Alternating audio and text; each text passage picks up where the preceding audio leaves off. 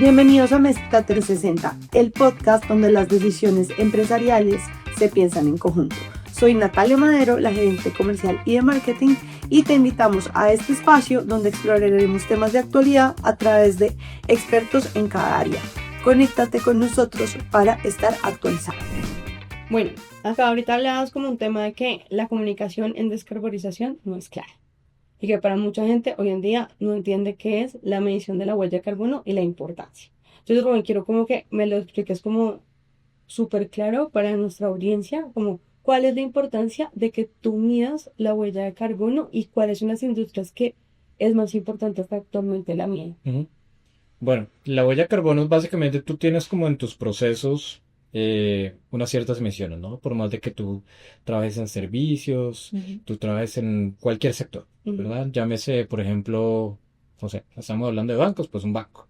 Entonces un banco pues no tiene operaciones en territorio, no tiene por allá un pozo, no tiene una fábrica, no, en sí no produce, pero tú no, pues, ¿cuál huella de carbono debería tener un banco? ¿Verdad? Pues, la energía, el agua, los computadores, los desplazamientos de tus trabajadores, todo genera emisiones, ¿verdad? Entonces, cualquier actividad que tú estés incorporando como organización genera, ¿no? El aire acondicionado, el televisor, que la pantalla, que el edificio donde estás, pues también tú generas ciertos residuos. ¿Qué haces con esos residuos? Estás probablemente en un programa post-consumo que te exige responder por el envase y empaque.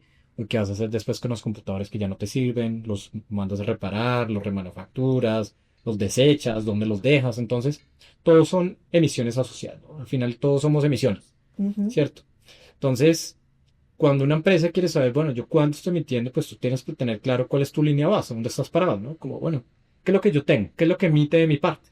¿Cierto? Sí. Entonces, por ejemplo, tú empiezas a decir, bueno, ¿cuántas emisiones yo genero como individuo? Yo ando en bicicleta o en carro, ¿cuántos vuelos hago por ahí al año? En vacaciones, que me voy. Entonces tú empiezas a hacer todos esos cálculos y dices, bueno, ¿qué me gustaría de pronto para el otro año, no? Pues para el otro año me gustaría, no sé, reducir los vuelos, que es básicamente el grueso de tu huella de carbono. Entonces me gustaría no tener tantos vuelos, tener más reuniones virtuales, voy a ir en bicicleta. Entonces, siempre como saber cómo estás midiendo, que es tu línea base, y cómo podría yo mejorarla en el tiempo, ¿cierto? Entonces, tu huella de carbono es básicamente el impacto que tú estás generando en el medio ambiente a través de tus emisiones y de tus actividades, ¿cierto? Incluso con las instalaciones que tú tienes, donde tú estás ubicado, ¿cierto? Ahí todo son emisiones.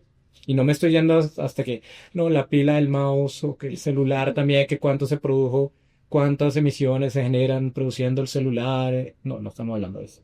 Bueno, ¿y por qué sería importante para un empresario medir su huella de carbono y tenerlo entre sus KPIs si está buscando, por ejemplo, una inversión internacional? Lo que te mencioné, porque muchas veces tú realmente eres un proxy y estás asociado siempre con un banco. El banco te va a prestar en la medida en que tú demuestres, o te va a prestar a mejor tasa, cuando tú demuestres que tú tienes un portafolio verde o que tú eres parte de ese portafolio cumpliendo unos requisitos claros. Si no tiene una huella de carbono, entonces te dicen, bueno, sabe que usted no va a la parte verde, pero no tiene nada, no tiene apuestas, no tiene unos targets específicos al 2030, porque no tiene un plan de reducción de emisiones, por nada de esa vaina, entonces lo va a poner acá. Te iba a prestar a ti porque estás apostándole a la sostenibilidad, no sé, una tasa de 0,6. Ahora porque no tienes nada de eso, entonces te presto una tasa del 2. Y no, pero ¿cómo así? No, pues es que no lo tienes. Después, como yo estoy cambiando, y como te decía, como estoy cambiando mis emisiones y mi portafolio verde, donde hay algunas actividades que están eximidas de ese portafolio, pues probablemente tú no puedas calificar. Entonces, por ejemplo, un sector bioenergético, y allá voy de la pregunta que me hacías, un sector bioenergético lo tiene que tener por un tema regulatorio, porque por muchas exigencias a nivel de regulación ambiental, pero hay otros que no lo tienen y que probablemente hay algunas actividades que diga el banco, yo ya ese sector no lo presto. O sea, ya para establecer un pozo de petróleo yo no te voy a prestar. No te voy a prestar y no puedo prestar. Ya esas actividades que llaman grises, ya no hay plata. Entonces, imagínate una operación grande que necesite de financiación de montos muy, muy altos, superiores a 3 5 10 millones de dólares, pues no vas a poder hacerlo. Tienes que buscar a alguien que te lo haga y eso va a ser mucho complique. Entonces tú vas a ver que progresivamente vas a ir dejando de financiar algunas actividades porque realmente ya no están permitidas. Claro, pero por ejemplo, si yo me voy a asociar, por ejemplo, con una empresa de la Unión Europea, la empresa de la Unión Europea me va a exigir que yo tenga un plan de descarbonización para mi empresa, si es una empresa industrial. Entonces, por eso, pues también sería importante que las empresas, si quieren conseguir como sus socios estratégicos internacionales, pues esto va a ser como un checklist, una parte muy importante de estos checklists. Parte del checklist de la vía de diligencia que te hacen. Sí. También te lo hacen incluso muchas organizaciones, especialmente multinacionales o multilatinas, donde dicen, bueno, y si trabajo contigo, entonces te van a hacer un due diligence y van a decir, oye, es que no, tú no lo estás apostando a esto. Tú te mencionaste la vez pasada que es que tú confiabas en los combustibles o que tú estabas apostando en que la sostenibilidad es pura paja. Y mira, esto sale dentro de core de nuestro negocio, yo no puedo trabajar contigo. Entonces, dentro de un aspecto también de asociatividad y de alianzas que pueden ser muy sinérgicas para ti, probablemente eso se pueda caer. Y muchas veces dentro de los clientes a nivel internacional un mercado te lo puede exigir, especialmente cuando hay ajustes de frontera de carbono, cuando realmente te dicen, bueno, si usted, como allá no hay mercado de carbono aquí en Colombia, pero en la Unión Europea sí, entonces pues como entraría un producto que se hizo con carbón o con cualquier combustible fósil, en cambio allá le estamos apostando a la energía renovable, 100% de producción de acero, entonces pues tendrás que pagar un diferencial. Entonces mientras tú demuestres que entre más como contaminante, por decirlo así seas, pues más difícil va a ser acceder a un mercado. Incluso para algunas licitaciones ya te lo exige. Muchos proveedores ya te lo exigen. Entonces, para algunas flotas fidelizadas de transportadores te dicen que tengas que tener por lo menos una huella de carbono, porque si no, no te lo vas a poder trabajar. Todo lo que sea proveeduría o transporte también a terceros, tanto aguas arriba como aguas abajo en una cadena de valor, te lo van a exigir, porque tu producto va a estar encapsulado en ese sentido. Entonces, cada vez va a ser más el proxy, siempre la unidad de carbono es tu medida para decir o pagas o no pagas. Entonces la regulación te va a exigir a que poco a poco tú lo tengas y que si tú vas a ser un agente regulado en cierta cantidad de emisiones, aquí va a entrar un mercado regulado de carbono. Yo esperaba antes, más temprano que tarde, pero ahora lo veo más tarde que temprano. Entonces igual tú tendrás que prepararte para que tú estés ahí un punto y tú dices, no, pues yo no quiero pagar por mis emisiones. Entonces yo no quiero entrar a ese mercado porque no quiero que me cobren por cada tonelada de carbono que yo va a estar emitiendo, que ya ocurre en otros mercados. Pero allá va, es como una moneda de transacción que te permite también ser mucho más competitivo, tener mejores alianzas, porque al final en la vía de diligencia te va a pasar con las directivas de la Unión Europea, progresivamente va a pasar con otros países, podemos hablar mucho sobre el boom de la desregulación y de lo que está pasando en otras jurisdicciones a nivel internacional, pero es que ya digamos, por ejemplo, el 90% de los proyectos de energía renovable tienen un mejor KPI y unas mejores tasas internas de retornos que cualquier proyecto que no lo sea, que no lo está apostando. Entonces tú dices, bueno, ya es mucho más sencillo, ya es mucho más fácil y lo estamos viendo. Ya estamos viendo que los proyectos de 3 a 4 años, la tasa interna de retorno es muy superior a los proyectos que lo apuestan a la sostenibilidad a los que no lo son. Pero un proyecto de sostenibilidad no es de 6 meses, porque tú no lo vas a ver reflejado. Esas son apuestas de corto, medio y, por no decirlo así, de largo aliento. Rubén, para ir cerrando esta conversación tan interesante, ¿cuáles serían los principales consejos que tú le darías a las empresas en Colombia que todavía están en una fase incipiente y apenas están empezando a formar para traer a su cultura todos estos temas de sostenibilidad y no solamente desde la perspectiva medioambiental, sino también desde la perspectiva social y de gobernanza? Ahí siempre, nosotros nos gusta siempre buscar cuáles podrían ser tus mejores referentes a nivel internacional, ¿no? Y después ir al nivel nacional.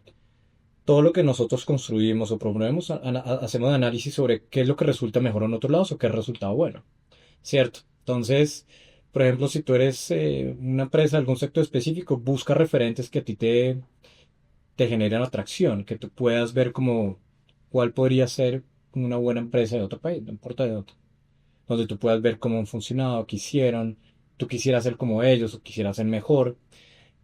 Posteriormente tú ya estás aquí y decir, bueno, hay muchas personas que yo lo puedo preguntar, no sé, me gradué de alguna universidad, hay una red siempre de sostenibilidad, o está una cámara de comercio, todas las empresas tienen que tener una cámara de comercio, vaya que haya un clúster específico de ese sector, vaya que le ayuden, o si no, pregunte, seguramente usted pregunta y si usted muchas veces contacta y a mí me contactan personas a veces por LinkedIn, que entonces tú puedes referenciar y puedes mostrar cuáles son como las mejores iniciativas. Hay muchas personas, muchas organizaciones que siempre están dispuestas a hacer estas conversaciones o charlas que te digan, venga, usted qué la quiere hacer. O sea, piensa un poco sobre el modelo, que el modelo Canvas, que hay varios modelos que te pueden permitir ser muy estratégico y analizar hacia dónde quieres ir. Entonces, tienes que tener claro como cuál va a ser esa estructura, cómo podría ser tu tema de gobernanza que estás hablando, cuál podría ser también tu apuesta a nivel social. Y eso es algo muy, muy específico y eso sí es algo que se tendría que ver reflejado sobre yo, cómo estoy generando un impacto en la sociedad, porque realmente, pues, para que tú te consideres una empresa que está aportando al país, pues, hombre, qué bueno sería que no solamente estés aportando en reducción de emisiones, sino también cómo estás ayudando a cerrar esas brechas sociales. Eso creo que Sí. sería fundamental hacerlo. Y en esa toma de decisiones para ver tú cómo lo vas a incorporar de una manera real, porque a veces, muchas veces es como si tenemos unos estatutos que reflejan el comité directivo, que somos de acuerdo a la cita, pero hace mucha paja. Y no, que sea realmente de una manera muy tangible y que sea muy concreto y específico. Em, pues normalmente eso es como la recomendación y nuevamente que preguntes. Siempre hay alguien que puedes preguntarle que realmente te puede permitir que puedas tomar mejores decisiones y que realmente trates de entender realmente hacia dónde quieres ir, cuáles son tus apuestas y, y eso sería. Yo creo que hay que estar muy, muy pendiente de eso porque al final hay tantas ayudas, inclusive también lo han hecho el distrito, lo ha hecho el gobierno en iniciativas muy interesantes, que no vayas a quedar por ahí colgado, pero... Pero sí, trabajar en un colectivo siempre te ayuda muchísimo a entender un poco mejor las cosas y por lo menos a tratar de entenderlo y de una manera que quede apropiada a una organización. Bueno, Rubén, en tu trabajo pues en la bandita enfrentas ante el reto de la descarbonización en el tema de aviación y el tema de carga. ¿Cuáles herramientas ves que tú sean las más urgentes y las más viables ahorita en Latinoamérica en aviación? El sector de aviación es muy especial porque no tiene muchas alternativas, ¿verdad? No han hecho los aviones más eficientes, pueden hacer en términos de diseño otras cosas, pueden hacer ajustes, pero realmente que tú digas como el mejor avión donde vaya a ser, donde no genere emisiones, es una utopía. Entonces, un sector puede llegar hasta donde la tecnología lo permita. Probablemente más adelante lo podemos mejorar, pero en este momento no. Las apuestas ahorita del sector aeronáutico es realmente apostarle a los combustibles de aviación sostenible, los SAF. Okay. Y no solamente eso, sino cómo también se vuelven unas aerolíneas que puedan invertir en proyectos también para compensación. Dentro de una jerarquía de mitigación, eso es como un triangulito o una pirámide invertida, es que al final la compensación es el último recurso, ¿no? Al final siempre tienes que reducir, reducir y posteriormente ir hacia la compensación, pero es que este sector no tiene de otra. Pero entonces si vas a compensar como sector aeronáutico, pues tienes que confiar en muy buenos proyectos que realmente sean proyectos donde te generen créditos de carbono de alta integridad, con aportes también a nivel social, a nivel de biodiversidad, que realmente te permita mostrar cómo estás haciendo bien las operaciones. Entonces, y en términos de combustibles de aviación sostenible, pues hay una hoja de ruta también que se construyó también a nivel Colombia, lo que tiene que hacerse también a nivel de tecnologías, que es lo que tiene que hacer Colombia si nos queremos en las apuestas a largo plazo, queremos ser también un epicentro de generación de combustibles de aviación sostenible. Tenemos toda la capacidad también, especialmente a nivel de extensión de tierra, para que esto ocurra. ¿Cuáles van a ser también los bioinsumos que permiten que esto ocurra? Entonces, esas son las apuestas. Aquí ya empresas como Avianca, como la TAM, también hay estudios muy interesantes también que participó MIT para que se demuestre realmente qué deberíamos hacer nosotros como país. Entonces, es una apuesta muy interesante a nivel de descarbonización y que realmente eso es uno de los, creo que de las grandes palancas de cambio que tendría el sector en ese sentido. A nivel del sector del transporte automotor de carga, eso también es un universo. Colombia, con nuestra geografía, al final, cerca del 85% de la carga del país y de las emisiones se generan por carga, sector carretero, ¿no? Esta geografía, al final, con básicamente cerca de unos 175.000 vehículos de transporte automotor de carga, algunos vehículos que normalmente en esos hombre camión que tú ves a veces que no son flota fidelizada, que son tercerizada, que tú los pagas por viaje, que realmente hay una alta fragmentación, una atomización brutal, con vehículos que superan los 20 años, son vehículos viejos, obsoletos, e incluso de lo que recientemente firmamos un acuerdo colaborativo con Colfecar, con Defencarga y con Lógica, para atender el transporte automotor de carga con un Pareto a nivel de cualquier sector industrial. Y es que realmente vimos que entre 1900 a 1950 había cerca de 3.000 vehículos registrados para que estuvieran todavía andando en carretera. Entonces estamos hablando no solamente del milenio pasado, sino del siglo pasado. Okay. Entonces todavía vehículos operando en el país con las tecnologías obsoletas, el nivel de contaminación que te genera pues es brutal.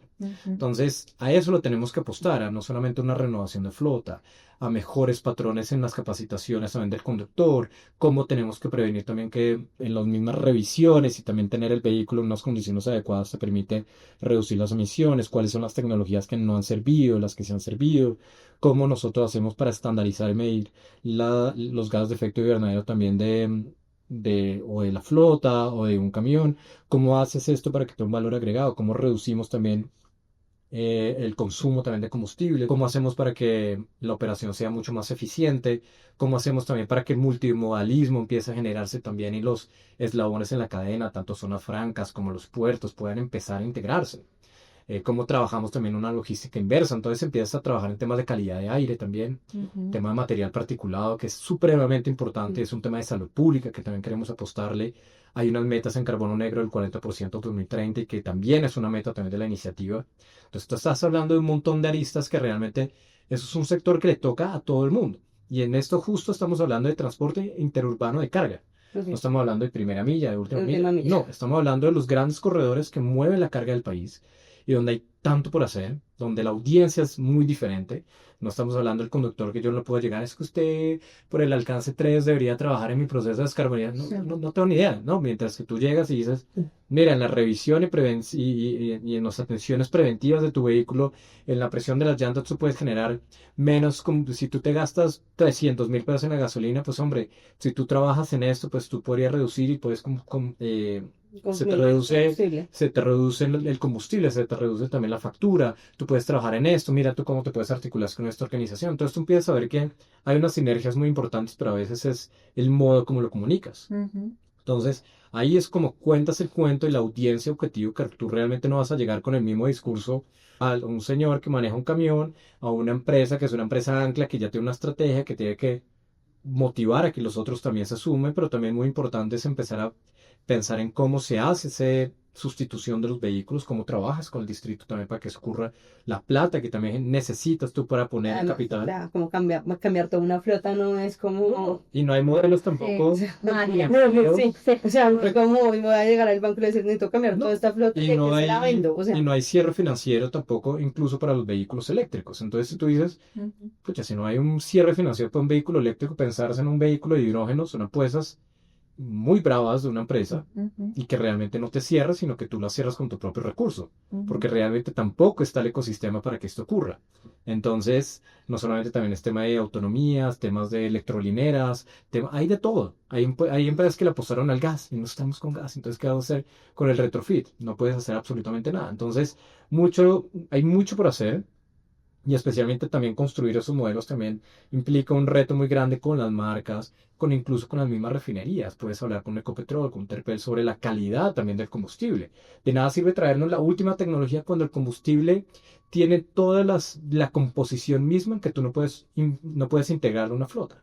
Entonces tú puedes tener un Euro 6 o incluso ahora Euro 7, pero el combustible es de mala calidad que tú no permitas ni siquiera traer ese vehículo. Entonces perdemos todos. Entonces, ahí tenemos que hacer, bueno, como hacemos también con la composición del mismo combustible, cómo hacemos para que la refinación sea mucho más alta, cómo hacemos para que esto se involucre en menores emisiones, menor material particulado, mejores condiciones de vida de la sociedad y que realmente nosotros no estemos esperando que haya una emergencia donde paran todas las empresas, donde hay una emergencia en calidad de aire, donde todas las fuentes fijas las tienes que apagar, donde todos los vehículos tienen que parar. Entonces, tú no puedes permitirte eso a una coyuntura de desaceleración, dejas de ser competitivo, dejas de traer inversión. Entonces, todo es una cadena de eventos. Entonces, ahí es cuando tú dices, no, el transporte es todo. Ahora el transporte te mueve todo en el país.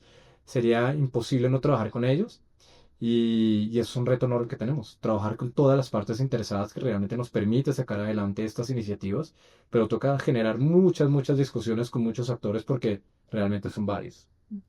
Rubén, agradeciéndote de nuevo por haber aceptado esta invitación, Danos 3 tips básicos sobre los desafíos que un empresario que hoy quiere sentarse a diseñar su estrategia en sostenibilidad debe cubrir. Tips. O por dónde iniciar, o sea, por dónde puede iniciar, o sea, que tú digas. Tenga la misión clara, ¿no? De a qué le quiere apuntar como organización, ¿no? Sepa qué es lo que quiere usted crear con su empresa, ¿no? No quiere ganar plata, sí, todos queremos ganar plata en su momento, pero ¿cómo la vas a ganar y a costa de qué? Ujú, Realmente los recursos son finitos, realmente la manera como está cambiando los patrones de producción y consumo se están modificando, lo estamos viendo también más en los consumidores, más en los mercados. Tú quieres desmarcar también de la competencia porque vas a ser diferente, ¿no? O quieres ser uno más. ¿Quieres ser mejor? ¿Quieres estar ahí en la misma línea? ¿Qué quieres hacer? Tener una misión clara, una visión también a nivel de organización. ¿Cuál quieres que sea tu apuesta también a nivel de impacto? ¿Cómo te vas a medir? ¿Cómo quieres compararte con los demás? Y realmente de ahí ver cuáles van a ser tus aliados. Creo que es muy importante también entender que no podemos hacer esto solos. Al final los riesgos es mucho más fácil afrontarlos cuando son compartidos. Y ujú, el liderazgo empresarial se ve reflejado cuando compartes mejor los riesgos con otras organizaciones. Entonces, eso ayuda muchísimo también a que tú seas mejor. ujú. Entonces, eso sería como lo que yo te podría decir y tener muy claro cuál es el horizonte, entendiendo que no todo es un camino de rosas, donde realmente hay altibajos, donde está siempre el llamado Valle de la Muerte de las organizaciones cuando empiezan, entonces hay que ser supremamente pragmático, no hay que ser muy aspiracional en eso, soy muy crudo siempre, donde eh, muy estricto con las cifras que tú tienes en mente y si hay algo que no sabes, pues hombre, pregunta porque seguro dentro de tu red o siempre es muy fácil llegar a las personas, a las organizaciones y preguntarles realmente cómo ha sido. Un consejo nunca cae mal. Ujú, Y creo que hay muchas personas como yo y como otros más colegas que normalmente nosotros vemos a la sostenibilidad algo como un tema que no se puede politizar. Eso es lo único que realmente nos puede permitir avanzar como sociedad. Es un puente que realmente permite entre si hay un tema ideológico, si hay un tema también que realmente hay, en este mundo tan polarizado de la sostenibilidad no puede polarizarse porque ujú.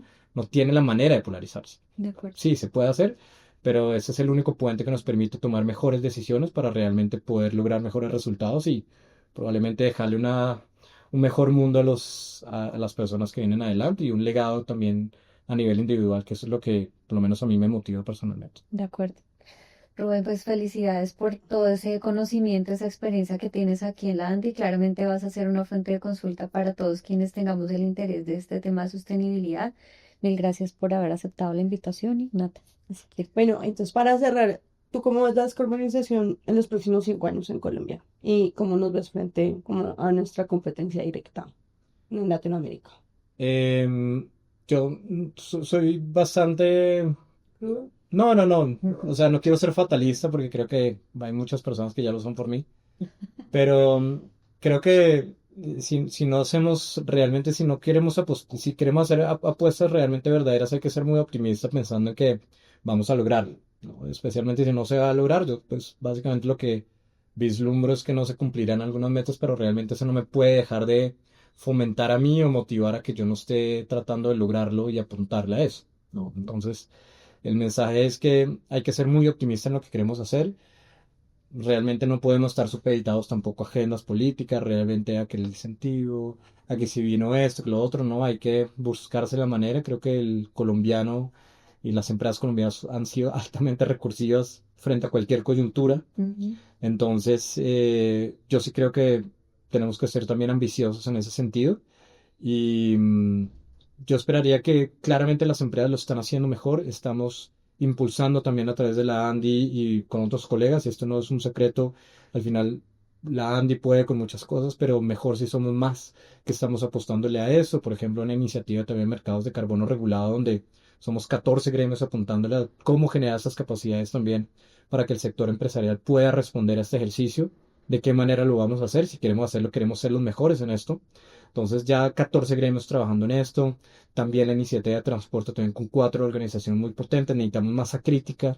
Yo al final pienso que los proyectos de gran envergadura son fundamentales en este país que no hace apuestas grandes porque realmente los periodos de gobierno son de 4 años. Entonces por eso no vemos programas de infraestructura a 10, 15 años como en otros países, porque por ahí lo que ha salido, el tema de la proyectitis, siempre, hagamos un piloto, hagamos una iniciativa chiquita. Próximo mínimo. Claro, los pilotos funcionan, pero podemos hacerlo grande, podemos hacerlo cada vez escalable, y porque no puede quedarse en pilotos para quedar engavetado por ahí en un escritorio. Entonces, sí tenemos que pensar en grande, sí tenemos que soñar y sí tenemos que realmente, por eso decía que los riesgos son compartidos y mejor porque vamos a lograr también ese impacto mucho más grande que realmente si lo hago yo solo como Rubén. Eso es algo que es fundamental hacerlo, porque al final somos más los que queremos ver el cambio en nuestra sociedad que los pocos que no lo quieren ver. Mantener ese status quo. Bueno, vale. Gracias, Rubén. Gracias por tu tiempo. Gracias, Carolina, por tu tiempo. Gracias a todos los que se conectaron en el episodio de hoy. Los esperamos en nuestro próximo episodio. Recuerden que si tienen alguna duda o algún comentario, los invitamos a que nos visiten en nuestra página web www.amezquita.com.co. Gracias por acompañarnos en este nuevo episodio de Amezquita 360, el podcast en donde las decisiones empresariales se piensan en conjunto. Te invitamos a seguirnos en nuestras redes sociales y en nuestra página web para estar actualizado en los diferentes temas y servicios que tenemos para ti. Te esperamos en nuestro próximo podcast.